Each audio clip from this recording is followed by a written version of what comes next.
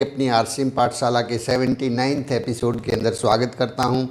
और आज की बातचीत को शुरू करने से पहले मैं अपना छोटा सा परिचय दे देता हूं। मेरा नाम सुनील कागसर है और मैं पेशे से एडवोकेट हूं।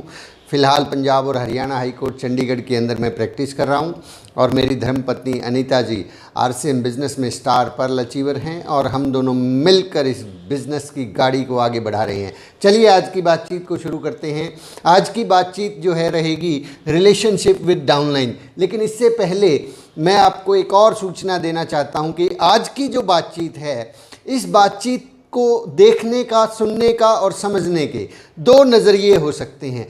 आप तय करेंगे कि एक नज़रिया तो आपको आज बहुत ज़्यादा पॉजिटिव करने वाला है। आज के बाद आपका बिजनेस जो है ए क्लास होने वाला है। आज के बाद आपके बिजनेस के अंदर चार चांद लगने वाले हैं। आज के बाद आपके बिजनेस के अंदर बहुत तेज़ गति आने वाली है। लेकिन दूसरा भी नज़रिया है, उस नज़रिए से यदि आपने देखा तो आज के बाद आपका बिजनेस हो सकता है नीचे चला जाए, डाउन चला जाए, आपको निराशा हाथ लग सकती है। माय डियर फ्रेंड्स, दोनों नज़रियों से आप देख सकते हैं। मैं आपको पहले ही आगाह करने जा रहा हूं कि आज के एपिसोड को देखिएगा तो केवल और केवल अपलाइन के नज़रिए से देखिएगा, डाउनलाइन के नज़रिए से मत देखिएगा। आप एक अपलाइन के नज़रिए से देखिएगा और इन चीज़ों के अंदर सुधार करने की कोशिश कीजिएगा। यदि आप इनको अपलाइन के नज़रिए से देखेंगे तो आपको बहुत फ़ायदा होने वाला है। लेकिन एक डाउनलाइन के नज़रिए से अपनी अपलाइन को इन पॉइंट्स के आधार पर देखेंगे तो हो सकता है आपको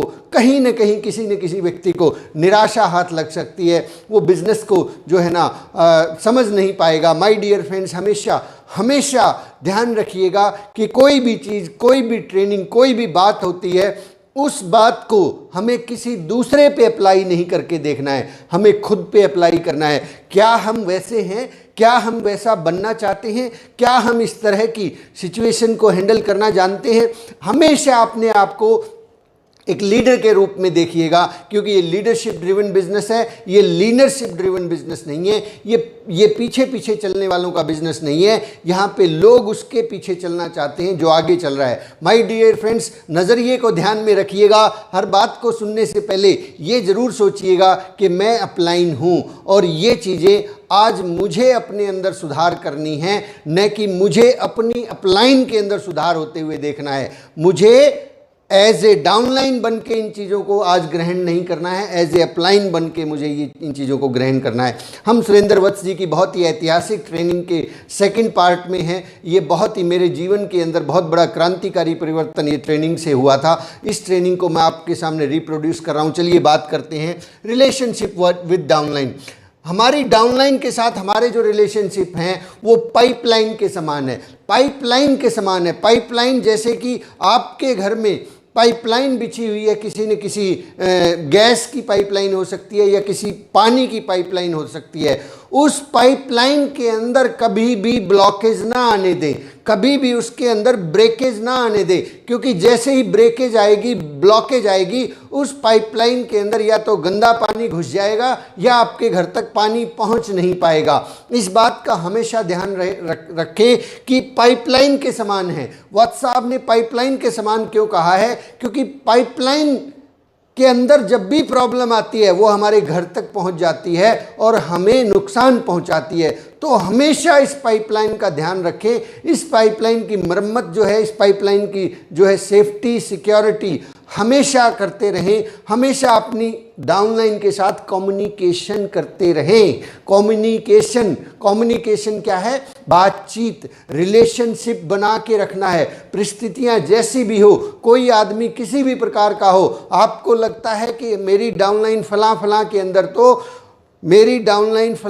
अंदर तो बहुत सारी प्रॉब्लम है, ये है वो है, ऐसे नहीं करता, वैसे नहीं करता, ये नहीं करता, उन सब के बावजूद भी आपको उस पाइपलाइन की केयर करनी है, उस पाइपलाइन को संभाल कर रखना है। उस पाइपलाइन के साथ रिलेशन कभी भी किसी भी कीमत पर खराब नहीं करने हैं, क्योंकि पाइपलाइन के समान है रिलेशनशिप विद डाउनलाइन। पाइपलाइन के अंदर ब्लॉकेज आएगी तो नुकसान अल्टीमेटली हमारा ही होना है, चाहे वो किसी भी वजह से हो। हमेशा कम्युनिकेशन बना के रखें, क्योंकि यहीं से आपको आने वाले समय में इसी पाइपलाइन से पैसा मिलने वाला है। आज नहीं तो कल, कल नहीं तो परसों, परसों नहीं तो नरसों, और नरसों नहीं तो बरसों बाद हर किसी को आरसीएम में आना है, हर किसी को आरसीएम के सामानों को इस्तेमाल करना है। ऐसा बीसी छाबड़ा जी बहुत बार बोलते हैं। तो इसलिए किसी भी आदमी से रिलेशंस को ख़राब करके कुछ भी हासिल नहीं होने वाला है। किसी भी कीमत पर रिलेशंस को बचा के रखना है। नेक्स्ट जो है, डाउनलाइन के साथ जो है हमारा जो रिलेशन है किस प्रकार से हो, ये आपका कर्तव्य है। ये आपका कर्तव्य है कि आप उन्हें सिखाएं और कामयाबी तक लेके जाएं। ये आपका कर्तव्य है कि आप उन्हें सिखाएं और कामयाबी तक लेके जाएं। अभी मैंने एपिसोड की शुरुआत में ही कहा कि यदि आपने इस आज के एपिसोड को एज ए अपलाइन देखा तो आपको बहुत कुछ मिलने वाला है, लेकिन एज ए डाउनलाइन देखा तो कुछ भी नहीं मिलने वाला है। हो सकता है आप इस एपिसोड को देखने के बाद नेगेटिव हो जाए। क्यों? जैसे ही आप इस शब्द को सुनते हैं कि यह आपका कर्तव्य है कि आप उन्हें सिखाएं और कामयाबी तक लेकर जाएं, कुछ लोग सोच रहे हैं कि मेरी अपलाइन तो ऐसा कर ही नहीं रही है, मुझे सिखा ही नहीं रही है, मेरी कामयाबी तो वहीं पे अटकी पड़ी है। भाई साहब, आपका बिस्तर यहीं पे गोल हो गया है, क्योंकि आप एज ए डाउनलाइन बन के इस सिस्टम को कर रहे हैं। और जब तक आप एज ए डाउनलाइन बन के इस सिस्टम को करते रहेंगे, कुछ भी हासिल नहीं होने वाला है। आपको एज ए अपलाइन बन के इस सिस्टम को सीखना और समझना है। ये आपकी जिम्मेवारी है। जिस दिन आपके डाउनलाइन में, आप यहां पर हैं, आपके डाउनलाइन में एक भी व्यक्ति आपने ज्वाइन करवा दिया, now you are a upline, you are a upline. बहुत से लोगों को तो मैं देखता हूं, एक नहीं, एक हजार ज्वाइन होने के बाद भी, ज्वाइन करवाने के बाद भी वो हमेशा डाउनलाइन बने रहते हैं। वो हमेशा बेचारे गरीब बच्चे बने रहते हैं। ना उन्हें कुछ आता है, ना कुछ जाता है, ना वो सीखते हैं, ना वो समझते हैं। ये सारा का सारा ठेका तो ऊपर की अपलाइन ने ले रखा है, और उससे ऊपर की अपलाइन ने ले रखा है, और उससे ऊपर की अपलाइन ने ले रखा है। मुझे तो सिर्फ और सिर्फ पैसा ही चाहिए। मैं ना सीखना चाहता हूं, मैं ना कुछ समझना चाहता हूं। ये सारी जिम्मेवारी तो अपलाइन की है। सारी की सारी लेग चलाने की जिम्मेवारी उसी की है। वही मेरी ए लेग चलाएगा, वही मेरी बी लेग चलाएगा, वही मुझे ट्रेनिंग देगा, वही मेरे लिए बस की व्यवस्था करेगा, वही मेरे लिए सेमिनार करेगा। सबसे बड़ा भयंकर जो समस्या है वो यही है मेरे दोस्तों, कि हम लोग कभी भी, बहुत सारे लोग जो है वो अपलाइन बनना ही नहीं चाहते, क्योंकि अपलाइन के साथ जिम्मेवारियां जुड़ी होती हैं। आज से ध्यान रखिएगा दोस्तों, ये जिम्मेवारी उसी दिन हमारे पास आ जाती है जिस दिन हम एक सिंगल आदमी को स्पॉन्सर कर देते हैं। ये ठीक उसी तरह से है कि जैसे ही आप इस बिजनेस को ज्वाइन करते हैं, एक ज्वाइनिंग आप डालते हैं, आपकी शादी के बाद आपका पहला बच्चा पैदा हो गया है। अब आपको जिम्मेवार होना पड़ेगा। अब आपको थोड़ा सा सीखना पड़ेगा, उस बच्चे की परवरिश करनी पड़ेगी, उस बच्चे के एजुकेशन पे ध्यान देना होगा, उसको आगे बढ़ाने के लिए कामयाबी के रास्ते खोजने होंगे। तो इसीलिए वत्स साहब कहते हैं कि यह आपका कर्तव्य है कि आप उन्हें सिखाएं और कामयाबी तक लेकर जाएं। आप उन्हें सिखाएं और कामयाबी तक लेकर जाएं। ये भरोसे में मत बैठें कि कोई और ही सिखा देगा, कोई और ही कामयाबी तक लेकर जाएगा, मुझे भी लेकर जाएगा और मेरी टीम को भी लेकर जाएगा। इस नज़रिए से आप इस बिजनेस को देखेंगे तो देखेंगे कि ऐसे सैकड़ों नहीं, हजारों हजार लोग हैं जो इस बिजनेस के अंदर थोड़ा सा आगे बढ़ते हैं, कुक्कर मुत्ते की तरह से ऊपर निकलते हैं और फिर खत्म हो जाते हैं। माय डियर फ्रेंड्स, ध्यान रखिएगा, हमेशा अपलाइन बन के काम कीजिएगा। आपको बहुत सारे इनाम, रिवार्ड और सारी की सारी चीज़ें तभी मिलने वाली हैं जब आप एज ए अपलाइन काम करेंगे। एज ए डाउनलाइन ही काम करते रहेंगे तो कुछ भी हासिल नहीं होने वाला है। टेक योर रिस्पॉन्सिबिलिटी, जिम्मेवारी लीजिए, क्योंकि अब आपने कुछ टीम बना ली है, अब आपने कुछ सपनों के साथ काम करना शुरू कर दिया है। तो पहले सीखिए और उन्हें सिखाइए और उन्हें कामयाबी की तरफ लेके जाइए। ये आपकी जिम्मेवारी है, ये आपकी अपलाइन की जिम्मेवारी नहीं है, because you are a upline. ध्यान रखिएगा, आप अपलाइन है, उन्हें सिखाना और उन्हें कामयाबी तक लेकर जाना आपकी जिम्मेवारी है। नेक्स्ट है, हमेशा काउंसलिंग और बिजनेस की प्लानिंग देते रहें। हमेशा काउंसलिंग और बिजनेस की प्लानिंग उनके साथ करते रहें। काउंसलिंग उनके साथ बैठ के उनके उनके जीवन में, उनके बिजनेस के अंदर उनको क्या चैलेंजेस आ रहे हैं, उन चैलेंजेस के बारे में बात कीजिए उनके साथ बैठ के। झगड़िए मत। कई बार लोग जो है झगड़ते हैं, बॉस बनना शुरू कर देते हैं, धमकाना शुरू कर देते हैं, उनको जो है पता नहीं क्या क्या किस किस तरह का ज्ञान पिलाना शुरू कर देते हैं। ये सारी की सारी चीज़ें छोड़नी होंगी। काउंसलिंग का मतलब होता है किसी विषय के बारे में बातचीत करना और उसका अच्छा सा समाधान निकालना। काउंसलिंग का मतलब ये नहीं होता है कि जो कुछ ज्ञान भरा पड़ा है वो सारे की सारी डाउनलाइन के ऊपर उल्टी कर देना, उसको धक्के से समझाना, धक्के से मनाना और बॉस की तरह से व्यवहार करना, ये करो वो करो, मतलब आदेश देना। सीधे शब्दों में मैं कहूँगा, आदेश देना काउंसलिंग नहीं है। काउंसलिंग है समस्याओं का समाधान करना, काउंसलिंग है लोगों की प्रॉब्लम को सॉल्व करना, काउंसलिंग है लोगों को आगे बढ़ाने में मदद करना, काउंसलिंग है उन्हें सही तरीके से बिजनेस करना सिखाना, काउंसलिंग है उन लोगों के बिजनेस के अंदर ग्रोथ कैसे हो उसमें अपना योगदान देना। कुछ लोग काउंसलिंग को एज ए बॉसगिरी समझ लेते हैं। काउंसलिंग का मतलब समझते हैं मौका मिल गया, कागसर साहब ने कह दिया, अब तो धड़ाधड़ आदेश जारी करो, आदेश जारी करो और लोगों को बस लगा दो काम में, खुद कुछ नहीं करना है। ध्यान रखिएगा माय डियर फ्रेंड्स, अगर हम ऐसा करेंगे तो हमारी डाउनलाइन भी ऐसा ही करने वाली है। हम जैसा करेंगे वैसा ही हमारी डाउनलाइन करने वाली है। काउंसलिंग का मतलब है समस्याओं का समाधान निकालना, प्रॉब्लम सॉल्वर होना और उनको आगे आने वाले बिजनेस की प्लानिंग देना कि वो आगे बिजनेस में कैसे बढ़े। जैसे कि हमने एक एपिसोड के अंदर पीछे लक्ष्य हासिल करने की अचूक कला, उसके अंदर वो भी एक काउंसलिंग की तरह था कि आप रॉयल्टी अचीवर बनना चाहते हैं तो कैसे बन सकते हैं, कौन कौन से वो तरीके हैं, कौन कौन सी कलाएं हैं, कौन कौन से काम हमें अंजाम तक देने होंगे, तब आप रॉयल्टी तक पहुंच पाएंगे। माय डियर फ्रेंड्स, काउंसलिंग करें और बिजनेस की प्लानिंग करें, हमेशा करें, हर बार करें। जब जब आप बैठें तो जब आप अपनी डाउनलाइन के साथ बैठें तो वहाँ पे आलोचनाएं, शिकायत, शिकवे की बजाय काउंसलिंग करें। Take paper and pen, paper and pen, paper and pen, और उसके ऊपर उनके बिजनेस को ड्रॉ करें, उनके गतिविधियों को जांचें और उनको वो ज़रूरी सलाहें दें जो ज़रूरत है कि अब उन्हें कहाँ क्या क्या काम करना है, आप कहाँ कहाँ उनकी मदद करने वाले हैं, किन किन स्टेशंस पे उनका बिल्ड हो चुका है, उन स्टेशंस के ऊपर आप क्या करने वाले हैं। ये इसको बोलते हैं काउंसलिंग। काउंसलिंग का मतलब आदेश देना नहीं होता है। कई बार इसी गलतफहमी के अंदर लोग रहते हैं कि सर मेरी टीम मुझसे काउंसलिंग ही नहीं करने आती। क्यों करने आएगी? क्योंकि आप तो हमेशा जब जब वो आते हैं, आते ही उनकी क्लास ले लेते हो, आते ही उनको जो है ये क्यों नहीं किया, मैंने कहा था ये टेप सुननी थी, मैंने बताया तो था ऐसे करना था, मैंने ये बताया था, तुमने ऐसे किया क्यों नहीं, तुम तो निकम्मे हो, तुम कभी कामयाब नहीं हो सकते। आते ही उनको वो कहते हैं ना, आते ही रिमांड ले लेना। अगर हम रिमांड लेंगे तो लोग कभी नहीं आएंगे। काउंसलिंग का मतलब है प्यार से, प्रेम से बैठ के उनके बिजनेस को समझिए, उनकी समस्याओं को समझिए, उनकी प्रॉब्लम्स को ढूंढिए, उनके मन में क्या चल रहा है वो ढूंढिए। क्योंकि कल भी हमने बातचीत की थी कि आप क्या कह रहे हैं ये मुझे सुनाई नहीं देता, लेकिन आपका किया हुआ काम हमेशा मेरे कानों में गूंजता रहता है। लेकिन आप क्या हैं ये बात हमेशा मेरे कानों में गूंजती रहती है। दोबारा से रिपीट करना चाहूँगा, आप क्या कह रहे हैं ये मुझे सुनाई नहीं देता, लेकिन आप क्या हैं ये बात हमेशा मेरे कानों में गूंजती रहती है।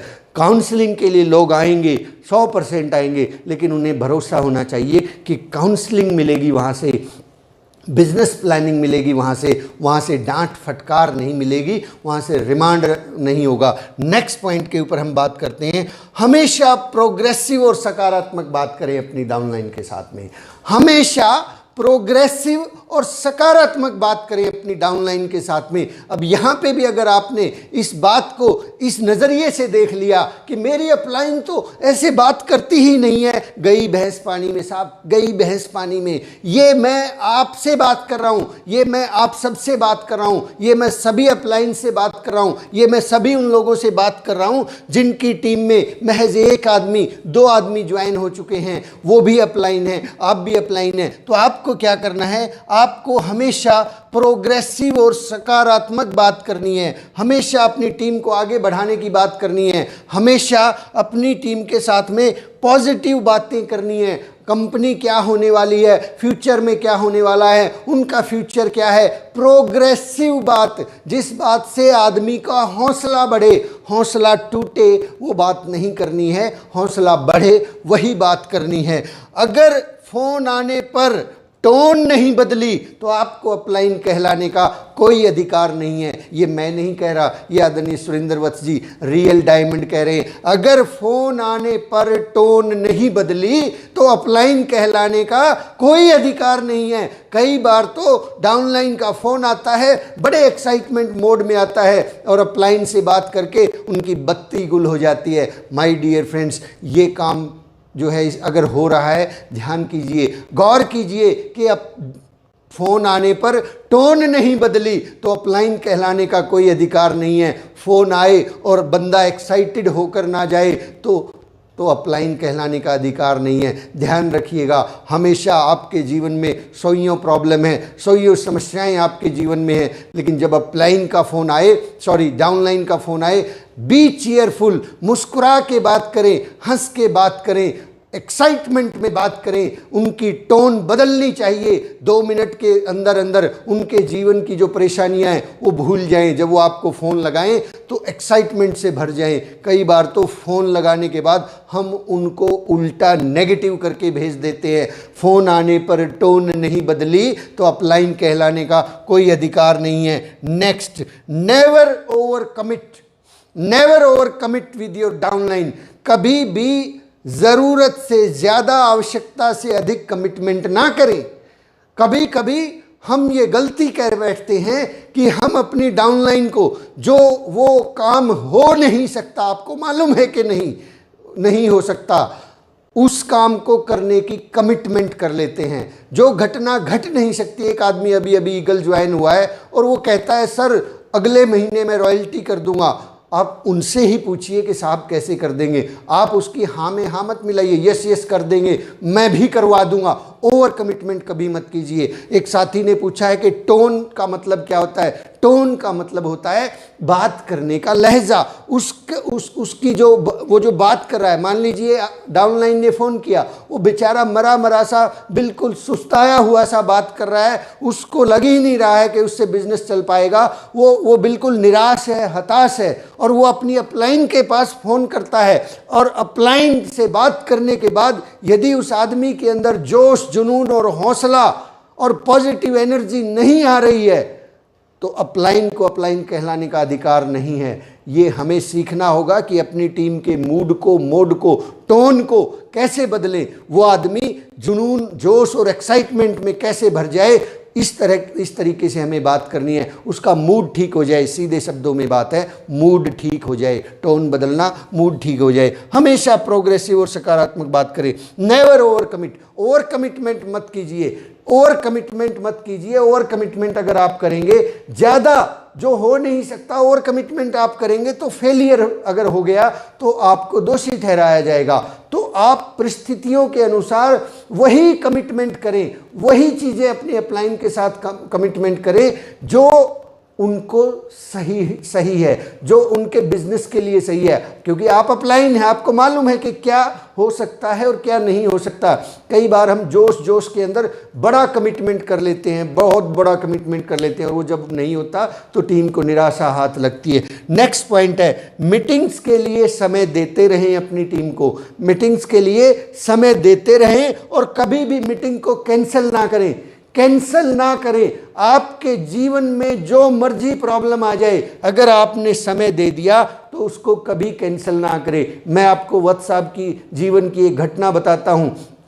एक सेमिनार की डेट फाइनल हुई और उस सेमिनार से कुछ समय पहले वत्स साहब को बहुत ज़्यादा बुखार हो गया और उसकी वजह से उनको हॉस्पिटलाइज करना पड़ा। हॉस्पिटल में वो एडमिट थे और उस वक्त लोगों ने कहा कि नहीं, आपको तो जो है रेस्ट करना चाहिए। डॉक्टर्स तक ने उनको मना कर दिया कि आप बेड से नहीं उठेंगे, लेकिन फिर भी उन परिस्थितियों के अंदर भी वत्स साहब जो है किसी न किसी तरीके से उस सेमिनार में पहुंचे और वहां पे उस सेमिनार को किया गया। माय डियर फ्रेंड्स, आप हमेशा ध्यान रखिए, भले ही कोई छोटी सी छोटी मीटिंग हो, कुछ भी आपने यदि अपनी टीम के साथ कमिटमेंट कर दिया तो कर दिया, उसको पूरा करें, हर हाल में पूरा करें। ये सोच के कैंसिल ना करें कि क्या फ़र्क पड़ता है, 2 ही लोगों की मीटिंग तो थी, कल कर लेंगे, परसों कर लेंगे, अगले हफ्ते कर लेंगे।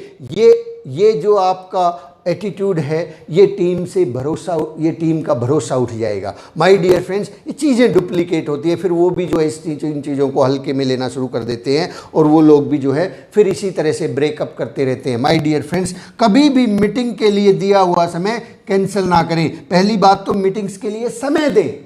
कई बार कुछ लोग जो है थोड़ा सा पिन लेवल आते ही जो है वो, मैं कई बार इस शब्द को दोहराता हूँ, चौधरी हो जाते हैं कि नहीं, क्या मतलब है, ये मैं रॉयल्टी अचीवर हूँ और तुम चाहते हो कि मैं जाके तेरे साथ में 1 आदमी से मिलूँ, तुम 10 आदमी इकट्ठे करोगे तब मैं मीटिंग करूँगा। अरे भाई साहब, करिए ना, काम ही तो करना है। वो चाहे 1 आदमी से मीटिंग करनी हो, चाहे 2 से करनी हो या 50 से करनी हो, अगर आपके पास समय है तो करिए।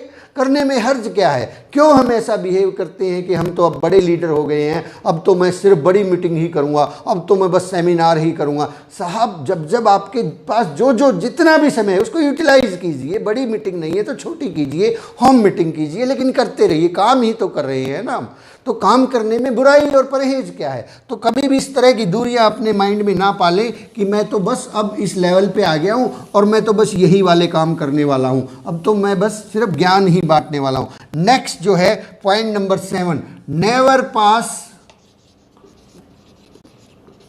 नेगेटिव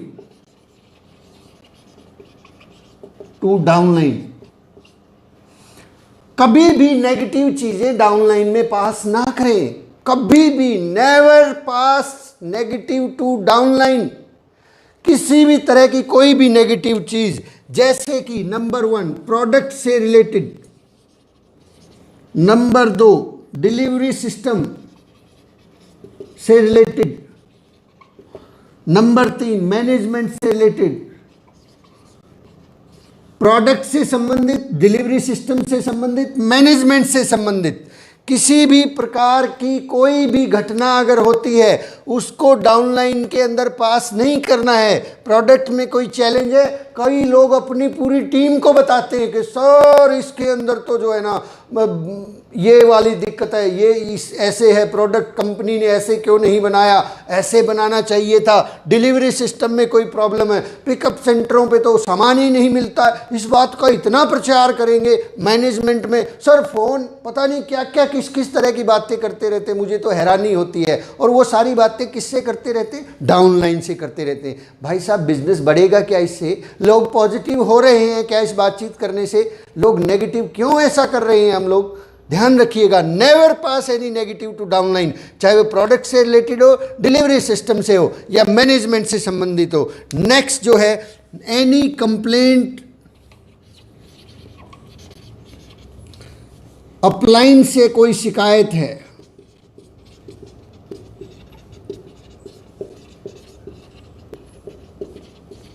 अप्लायंस से कोई शिकायत है उसको डाउनलाइन में पास ना करें।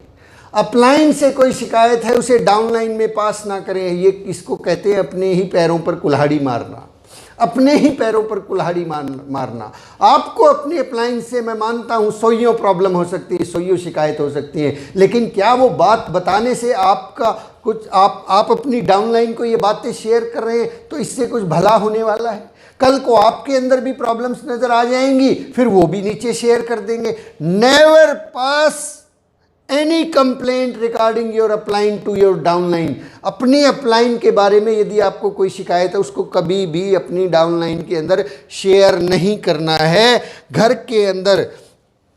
नेक्स्ट जो है योर फाइनेंशियल प्रॉब्लम्स।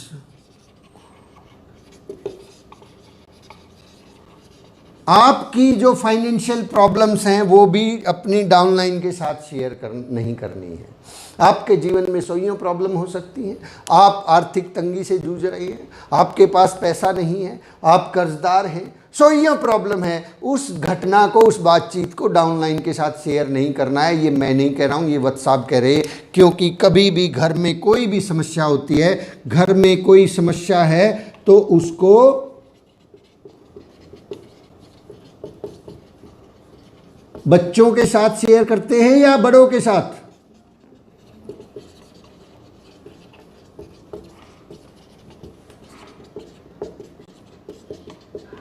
बताइए सर, कोई घर में समस्या है तो उसको बच्चों के साथ शेयर करते हैं या बड़ों के साथ शेयर करते हैं? ये इस तरह की कोई भी समस्या आपको आती है, product delivery system management, appliance से कोई शिकायत है, आपकी फाइनेंशियल प्रॉब्लम है, ये आप अपने बच्चों से डिस्कस करेंगे या बड़ों के साथ डिस्कस करेंगे? ध्यान रखिएगा, बड़ों के साथ डिस्कस करेंगे, बच्चों के साथ डिस्कस नहीं करते हैं। आपकी जेब में पैसे नहीं हैं, बच्चों के साथ डिस्कस करेंगे कि क्या समाधान किया जाए इसका। आपको आपके बड़े ने, किसी ने, बाहर वाले आदमी ने चांटा मार दिया, बच्चों को बताएंगे क्या मैं बाहर से पिट के आया हूँ? हाँ बड़ों के साथ डिस्कस कीजिए, इस बात में बहुत वजन है। नेक्स्ट पॉइंट हम बात करते हैं, पॉइंट नंबर 8।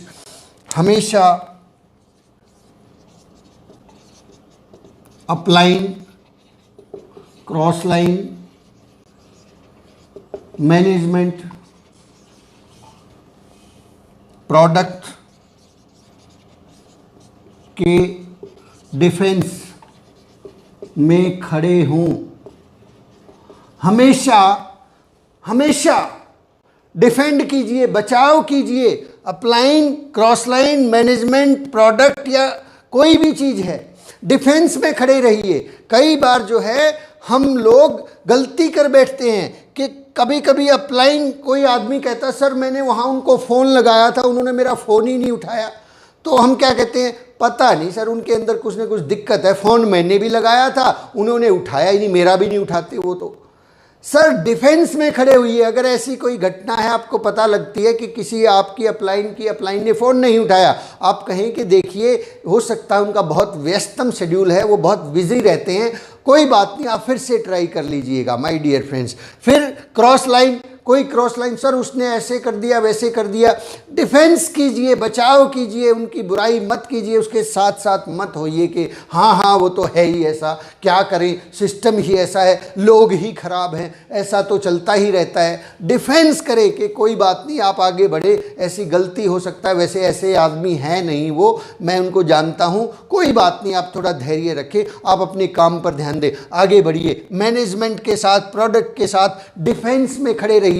बहुत लोग बोलते हैं सर ये दिक्कत है, वो दिक्कत है, टीम से शिकायतें आती रहती है, नया आदमी शिकायत करता है और वो बताते हैं कि सर हाँ ये दिक्कत है। आप उनके साथ साथ मत हाँ में हाँ मिलाइए कि हाँ हाँ ये तो दिक्कत है ही, मैं भी इस बारे में बहुत बात कर चुका हूँ, कुछ नहीं होता ये तो। आप डिफेंस कीजिए, बचाव कीजिए अपनी कंपनी का, अपने प्रोडक्ट का। आप बचाव करेंगे तो ये चीज़ें वहीं के वहीं रुक जाएंगी। आप उनके साथ लय में लय मिलाएंगे, वो और ज़्यादा उसका गुणगान करेंगे, नेगेटिव चीज़ें और ज़्यादा बढ़ती चली जाएंगी। ये बिजनेस साहब तब चलता है जब माहौल अच्छा होता है, सबका माहौल होता है तभी सबका बिजनेस चलता है।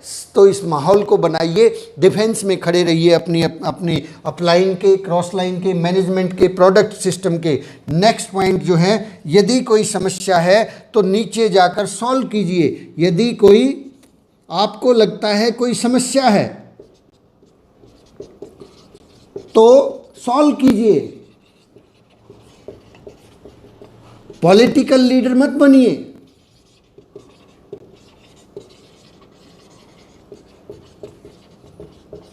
आपके पास एक टीम है और उस टीम में डाउनलाइन के अंदर कहीं किसी व्यक्ति के साथ कोई समस्या है, उसको जाइए, नीचे जाइए और उसको सॉल्व कीजिए।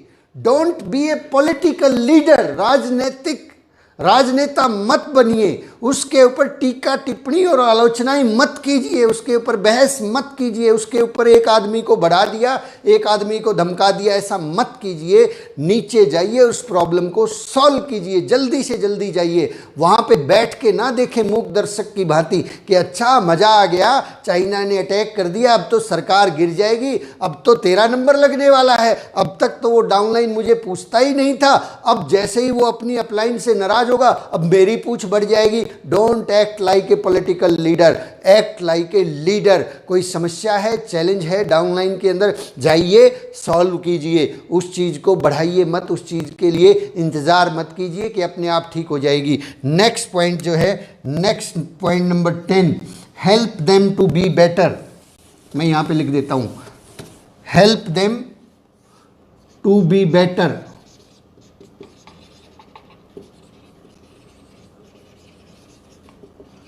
उन्हें बेहतरीन बनने में मदद कीजिए, अपने डाउनलाइन को बेहतरीन बनने में मदद कीजिए। किन किन चीज़ों में? नंबर 1, सेमिनार के मामले में, सेमिनार में वो कैसे प्रेजेंटेशन दे, वो कैसे अपने आप को प्रेजेंट करे, बेहतर बनने में उनकी मदद कीजिए, सिखाइए उनको। In relationship, relation with others, लोगों के साथ कैसे व्यवहार करना है इस बारे में उनको सिखाइए। हेल्थ वाइज काउंसलिंग कीजिए, उनको बताइए कि क्या किस तरीके से वो अपनी हेल्थ का ध्यान रख सकते हैं। ओवरऑल पर्सनैलिटी डेवलपमेंट,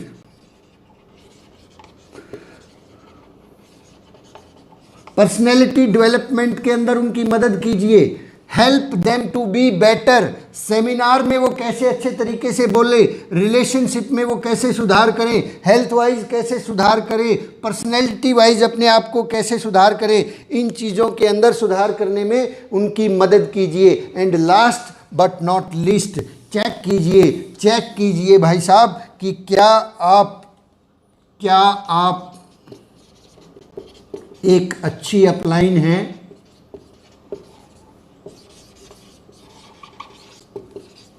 चेक कीजिए इन सारे पॉइंट्स के ऊपर वाले को तोल के मत देखिएगा, अपने आप को तोल के देखिएगा कि क्या आप एक अच्छी अपलाइन हैं। एक कोटेशन है नेटवर्क मार्केटिंग में बोली जाती है कि यदि आपको लगता है कि आपको अच्छी अपलाइन नहीं मिली है तो आप अच्छी अपलाइन बन जाइए। आप बहुत से लोगों के जीवन को संवार सकते हैं, आपके पास वो माध्यम है, आपके पास सारी चीज़ें हैं, ट्रेनिंग्स हैं। आपकी इमीडिएट अपलाइन के बाद आप कोई दूसरी अपलाइन ढूंढ सकते हैं। Active, effective and growing upline के पास पहुंचिए, उनसे सीखिए और अच्छी अपलाइन बन जाइए। धन्यवाद कीजिए उसका जिसने आपको ज्वाइन करवाया है। अगर वो आपको या मुझे ज्वाइन नहीं करवाता तो हम क्या कर लेते साहब, क्या हमें ये अपॉर्चुनिटी मिल पाती? उन्होंने तो हमें ये अपॉर्चुनिटी दे दी, उसका भी बहुत बड़ा शुक्रिया। उन्होंने हमें इस बारे में बताया, उसका भी बहुत बड़ा शुक्रिया। इसलिए हमेशा अच्छी अपलाइन बनने की कोशिश कीजिएगा और चेक कीजिएगा कि क्या आप एक अच्छी अपलाइन हैं। अपने आप के ऊपर ये सारे प्रिंसिपल्स लागू करके देखिएगा, फिर आपका बिजनेस बहुत तेज़ गति से बढ़ने वाला है। आप इस बिज़नेस में उन ऊंचाइयों को छू सकते हैं जिसकी कल्पना करके कभी आप इस बिज़नेस में आए थे। आज की बातचीत को हम यहीं पे सम अप करते हैं। आप सब लोगों का बहुत बहुत शुक्रिया, थैंक यू वेरी मच। कल हम लोग फिर से एक तीसरा टॉपिक के ऊपर बातचीत करने वाले हैं। क्रॉस लाइन के साथ हमारे रिलेशंस कैसे हों, हमारी सहयोगी लाइन्स के साथ हमारे रिलेशंस कैसे हों, थर्ड टॉपिक के ऊपर कल हम बातचीत करेंगे। आज के लिए बस इतना ही। बहुत बहुत शुक्रिया, धन्यवाद, थैंक यू, अलविदा, जय RCM। Thank you very much.